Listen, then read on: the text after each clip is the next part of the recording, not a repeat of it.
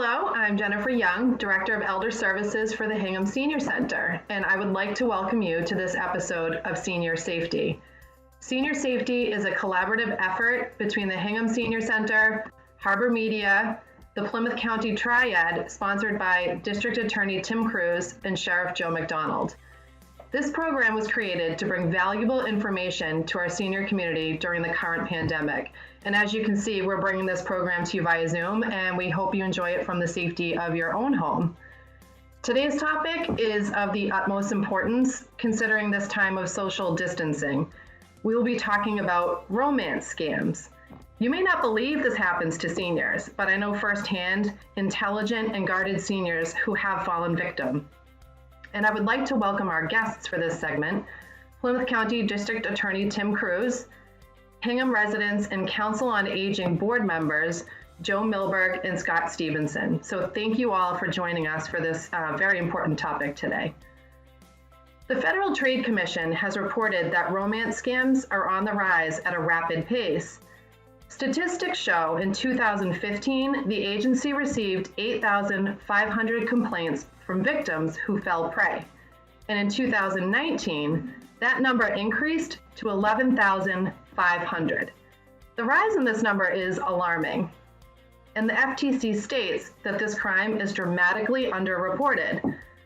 Hello, District Attorney Cruz, and thank you for joining us for this segment. What can you tell us about romance scams? Well, Jennifer, thanks for having me on today's program. And Joe and Scott, nice to see you. It's great to be involved in this program and talk about some of the things that are going on in our county. For those of you that don't know me, my name is Tim Cruz, and for the last 20 years, I've been the Plymouth County District Attorney here in the county where I was born, raised, grew up, and my family was raised here, and my kids and all that. So it's really great for me to stay in the community and to be out there, especially during these difficult and challenging times. So as we talk about many things in the DA's office, when you think of the DA's office, you probably think of prosecutors in court, and we do all that. And we have here in Plymouth County, anywhere up to 20,000 criminal cases a year that we're dealing with in our 4 district courts at Hingham, Plymouth, Wareham, and Brockton, and our superior courts in Brockton and Plymouth. But what we try to do is prevent some things also, a lot of different issues. And a lot of them that we're trying to deal with right now are the scams. And the scam in particular that we're here to talk about today are the romance scams. This scam that has been around, really forever. And it continues to be on the rise. And what it is, in many, many different ways, it's a confidence trick. It's a ruse that's pulled out by somebody on both genders, male or female, and really it involves faking and feigning romantic intentions toward a victim, gaining their affection, and then using that goodwill to commit fraud. And you just gave, Jennifer, some stats. Other stats from the FBI's Internet Crime Complaint Center are really alarming, in that from the 11,500 cases that were reported in 2019, con artists posing as romantic suitors had bilked people out of $346 million. And like you said, it's very underreported. And therefore, it's not only a problem here in our county or the Commonwealth, it's really a problem worldwide. I just recently read a report dated back November of 2020 that the romance scams has increased by 20% due to the coronavirus pandemic. Could you tell us why we are seeing such an alarming rise in this type of scam? Yeah, sure, Joe. I think the reason why we're seeing a rise in this scams and others, this is just one of the scams, is because it's really very successful. And the scam artists that are out there are really good at what they do. And that's the thing I always try to stress when we talk about these issues. These people, they seem very genuine, they seem very caring, and they many times reach out to people when they're lonely and they don't have anything else in their life, so they think. And the problem has been is that people will believe them and then they get lured into it. And I think the internet, as we know, is a great educational tool, but it also allows individuals into our homes. It allows people into our lives. And when they go out and they look and see, what you put out there. So, you see, for the internet, you'd always see a movie, or maybe you hear about a story that individuals would be seeking out victims and try to arrange a certain way to meet them. They try to romance them in a variety of ways. They're very charming. They're very pleasant. They wine and dine people. They lavish them with gifts. And what they're trying to do is establish a trusting and a loving relationship. It doesn't happen overnight. It's something that these people are willing to play the long game here. And it could take several months, it could take years. And once these individuals felt secure in their relationship, and then people's guards would be down, as would happen to any of us in a real relationship, people would then start working to gain access to their bank accounts, to their potential inheritances, to their jewelry, to whatever it is that's valuable that they have, any assets whatsoever. So, nowadays with the internet, with social media sites, romance scams have gone from that to they've gone online. The premise remains the same, but now, quite honestly, the con artist has a much easier tool to try to swindle their victims. Hey, Tim, how does an online romance scam actually work? Well, I mean, there's a variety of ways, Scott, but it's a great question. And the online romance scams occur when a criminal, because that's what they are, they adopt fake online identities to gain affection and to gain trust. And what they'll do, these con artists will go on dating apps, social media, gaming sites, Facebook, Instagram, Twitter, Nextdoor, Words with Friends, list goes on, because a lot of us will put a lot of information on those sites, which are available for anybody to go to and look at and get a little bit of information, maybe find out a little bit about you, and they can figure out an angle at you. So they will go out, they'll create, fake online personal profiles. They'll come up with fictional names. They will come up with, or they'll steal the identity of a real person. And usually it's not that unusual for individuals to have trusted information out there, people that you would trust, people in the military, aid workers, professional workers working abroad. Oftentimes these guys are allegedly working in oil rigs out in the middle of the ocean. They're doctors in international organizations. They're never down the street. They're always far away. They're always doing great things for the world. They will use stolen photographs of attractive people, and they deem it's been called catfishing, where the sole purpose of the use of these photos are really to lure people in and ask other people to contact them for them.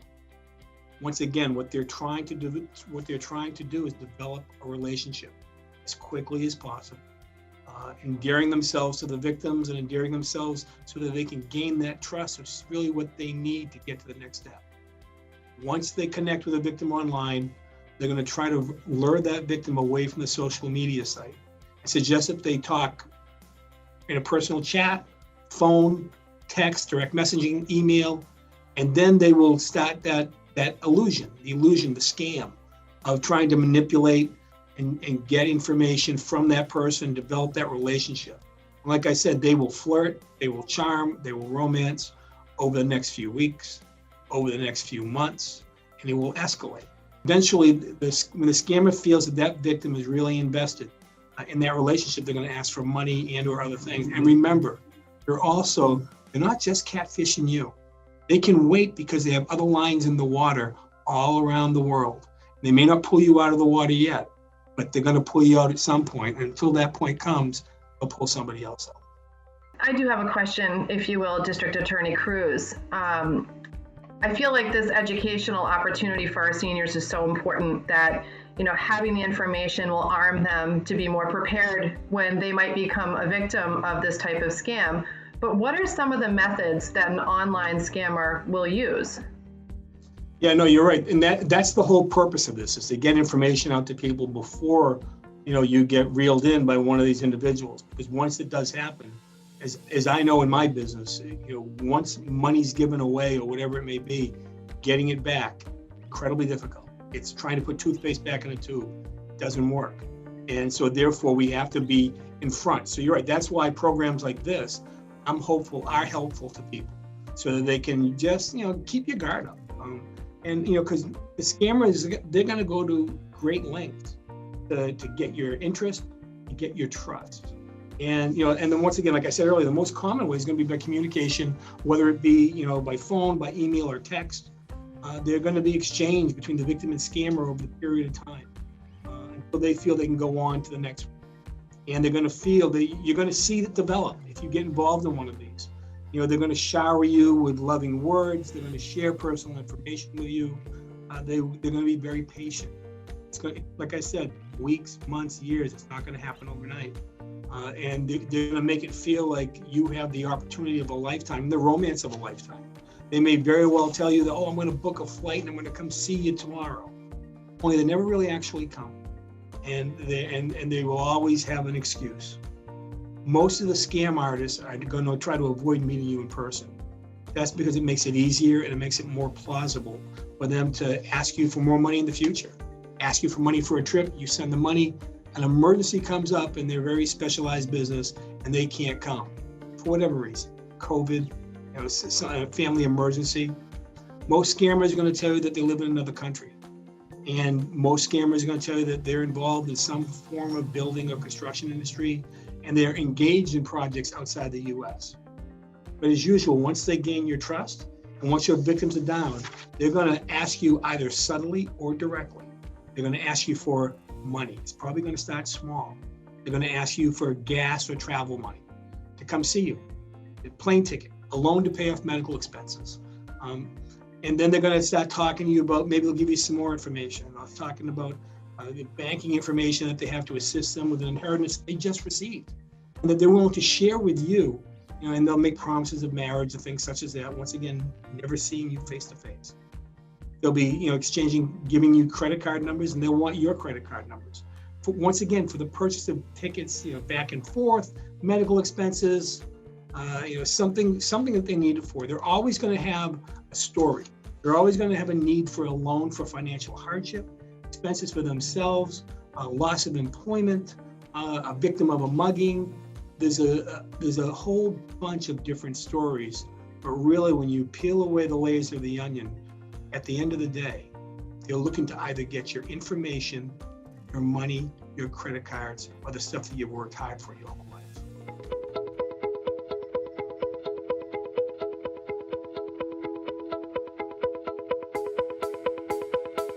These romance fraudsters are good at social engineering and have this art of persuasion, and they have a lot to influence their victims, if you will. So can you tell us why these romance scams are so successful? I think, you're right, Joe. I mean, these individuals are really good at what they do. Whether they're doing a romance scam or a COVID-19 scam or you won the lottery scam, there are a whole bunch of them. But at the end of the day, what they really are is good at what they do. They're scam artists. If they only, put their potential to a real job and really contributing to society, would be so much better off. But they prefer to go down this angle. So, they're going to, like I said, they're going to be very charming. They're going to be very flirty. They're going to work it very hard with you to keep that relationship exciting, which is going to lead you to the next step sometimes, whereby they're going to send you a love poem. They're going to start doing sex games in the emails. And then eventually, and unfortunately, they will ask victims to send intimate photos of themselves. And eventually what will happen is, if you partake in that, it's not unusual for them to use that participation in those intimate emails and photographs in blackmailing you in an effort to manipulate you for money, or for the use of bank account information, or whatever it may be, whatever their goal is. If you give them things like that, if you give information like that, if you have photos like that, these are very well going to come back at some point and hurt you. It's like when we go to schools and talk to kids, the internet's not anonymous, and when you throw something out there, it's out there. You can't put it back in. And so therefore, don't do it. That's really what it comes down to. They really, because they're so good at what they do, they really, I think they appear to be showing you that they're building a really strong, loving relationship, and with promises of getting married down the road. And sometimes they'll even invite you to visit them in their country if they're out of the country or if they're working outside the US. That sounds great, but if the travel is actually made, it can be very, very dangerous to go to a place to allegedly meet somebody you've never met before. It poses a real risk to your financial safety, but quite honestly, as you hear stories going about, it poses a real risk to the personal safety of the victim that's traveling there. In some instances, people have been beaten, they've been robbed, and they've even been murdered. So you have to be very, very careful. Tim, have any of these crimes been investigated or prosecuted? Yeah, I mean, normally what happens is that we will end up, most of the crimes that we deal with now, that we're talking about now, cross out of my jurisdictional authority, which is Plymouth County, and usually cross out of the Commonwealth of Massachusetts, which is the AG's authority. Usually when we have these cases, it's a federal offense because it's crossing state lines. So what we'll do is we'll reach out to, if we're contacted, we'll reach out to the FBI, which has investigated multiple cases. And out of the reported cases last year, they found their average median loss for romance fraud victims differs really contingent upon how old you are. The numbers that they gave out last year was that if you're in the age in your 20s, the average scam was about $770. If you're in your 30s, or in your 50s, excuse me, about twice as much, about $1,500 or so is what people are scamming them out. 60s, $3,000, 70s, 64, 50, going up, right? I mean, they continue to we hear stories about individuals who have refinanced their homes, they've cashed out their retirement accounts, and the scammers, is that old story about, why do you they ask a bank robber, why do you rob banks? That's where the money is. Why do you scam seniors? That's where the money is. Those are the people who have acquired things throughout their life. So that people and the criminals especially know that more likely than not, if I'm not going to scam a 20-year-old kid who probably has nothing, I'm going to scam a 60-year-old guy like me who's probably acquired some money, has some assets right now, and may be desperate for something, and will be in a position where I'm going to give that up. I mean, just last year, there were a whole litany of cases that went on that, just to give you a little summary of a few of them, but of romance cases that have gone on here in the U.S. There was a woman, a 76-year-old woman from Rhode Island, transferred more than $660,000 to bank accounts that she was told belonged to a United States Army general who was stationed and deployed in Afghanistan. A Detroit man reported meeting a woman online who quickly told him that she loved him. And when she needed help, he sent her $13,000 over time. And it turned out the woman was a complete fraud. In Oklahoma, there were 10 Nigerian and U.S. citizens were indicted in a fraud ring targeting multiple victims. And a grand jury in Georgia indicted a man accused of bilking a Virginia woman who had a large trust fund of $6.5 million. There was a case that the New York Times just reported. And this victim was really one of the luckier ones because she was vigilant. Something didn't smell right there, and she tells a story as she knew a man by the name of James Gibson. James was leaving for Europe. He suddenly called her out of the blue after having this relationship online that his Netflix card had expired and he was flying out. And he really wanted to watch movies on the plane. So he asked her if she could please go to Walmart and buy him a $100 Netflix card. Well, that doesn't seem maybe out of the ordinary. That's okay. So she did that. She complied. She went out, she bought the card. She called James back and she read him the numbers. He was able to use that card. A few days later, he called her again. And he told her that he left a bag of expensive tools in the cab when he got where he was going. The victim subsequently stated that this man sounded hysterical on the phone. The tools were worth $4,000, but he found replacements for just $2,600, in which she sent him the money and he'd pay her back. Now the woman did a smart thing. She took a step back. She thought about it for a second. She had a cup of coffee.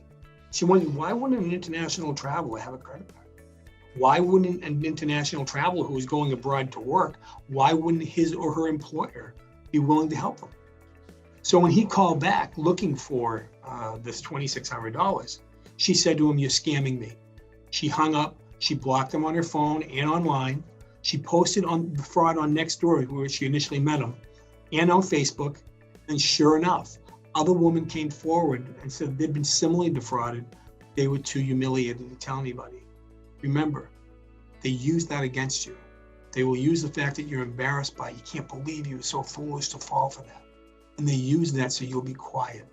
And that's why the worst thing we can do is be quiet. Because like I said, remember, these people are really good at what they do. They can, talk a dog off a meat wagon, as they say. And they'll be in a position where they're going to try to get your information. And women are not the only victims. It happens to men too. There was a Montana man recently publicly shared his story. He was home after sustaining an injury at work, and he got caught up in a romance scam. For about a year or so, it was going back and forth. He'd been divorced from a 20-year marriage. He received a friend request from a woman on Facebook in January of 2018. He didn't know her, but she looked nice. She sent pictures. She showed him pictures of herself dressed up when she was going to church. They exchanged selfies. She seemed really interested. She made him feel likable, made him feel loving, interesting, worthwhile. But after 2.5 months, she alleged that she broke her cell phone. She needed a new one, and because she was a student, which should tell you something about the age difference also. Because she was a student, she asked him to buy it for her. And he wired her $1,000 through Western Union to get another phone. Over time, they had further conversations back and forth. And she told more bizarre and crazy stories. Her father had been murdered. She was involved in a legal battle for $28 million in inheritance. But she had to keep everything under the radar because her father's old business had ties to the organized crime. He helped her with her inheritance and bought a lot of gift cards and would read numbers off to her that she would use. He learned the truth when he asked for a selfie, and she sent him a picture of a different woman. And he said, I know I'm not the only divorced middle-aged man that's lonely and wants somebody to talk to, but over the course of 8 months or so, he was out $31,000. That's a lot of money. Wow. The information that you're sharing, we are fortunate that we'll be able to get it out to our seniors watching this show. We've talked about the different types of romance scams, but what can our seniors do to protect themselves from becoming a victim of this type of scam? Yeah, Jennifer, I mean, the ultimate most important thing that all of us can do is remain vigilant. Remain vigilant because, once again, the scammers are experts at what they do. They're experts at getting information from you, and they're experts at putting themselves in a position to lure you in. So the warning signs are, especially when you're talking to people you've never met. I'm not saying that everybody out there is scamming you, but I'm saying that you need to be vigilant with everybody. So, when they profess love really quickly, when they claim to be overseas for business or they're in the military, when they ask for money and they lure you off the social media site, they'll talk to you directly on the phone. When they claim that an emergency came up, they need money or for hospital bills, for travel. When they plan to visit, but the last second they can't because of an emergency. How do we protect ourselves is the question. In an online relationship, we should always proceed very slowly, and we should ask a lot of questions. Be very leery. There's people seem too perfect, or they quickly ask you to leave the site, to go off the site, to communicate privately. Beware if that person tries to isolate you from friends and family, or if they request inappropriate photographs or financial information that they can later use to try to extort you. That's what can happen. Never send money to somebody you haven't met in person. Be leery of the pro data, the person who will try to set up a meeting though, because that's also a whole different ballgame where your physical being can also be in jeopardy versus just your financial. Always consider the possibility that the approach you're getting from these people you don't know and you've never met might be a scam. And try to remove emotion if you can, from your decision making, no matter how caring, no matter how persistent the person is. Do an image search on Google and see if this picture that they've sent you is associated with somebody else. Be alert to things. I was talking about a scam the other day that was you won the lottery scam. They looked at all the spelling and grammar mistakes. It wasn't from the US. It was from outside the country, and the English did not flow, and there were all these errors of spelling and grammar, inconsistencies in their stories, that their camera's never working when you want to meet virtually. Be very, very cautious talking about or showing your personal pictures or videos with prospective partners. If you do agree to meet this partner, tell a family member, tell a friend. Don't let them keep it secret. If there's a legitimate relationship, why would it need to be kept secret? Be wary, incredibly wary of requests for money, and never send money or give your credit card or bank information to anybody. And never, ever agree to transfer money for somebody else, you could be being set up. And money laundering, which is what you could be doing, is a criminal and federal offense. Be careful what you post online. We tell it to our kids. Be careful with the information you put on your Facebook, you put on your Twitter, you put on Instagram, whatever it may be. Scammers use that, and they will use that information. And so just be so very careful. Put up very limited stuff. Limit your people that have the opportunity to go on your items also.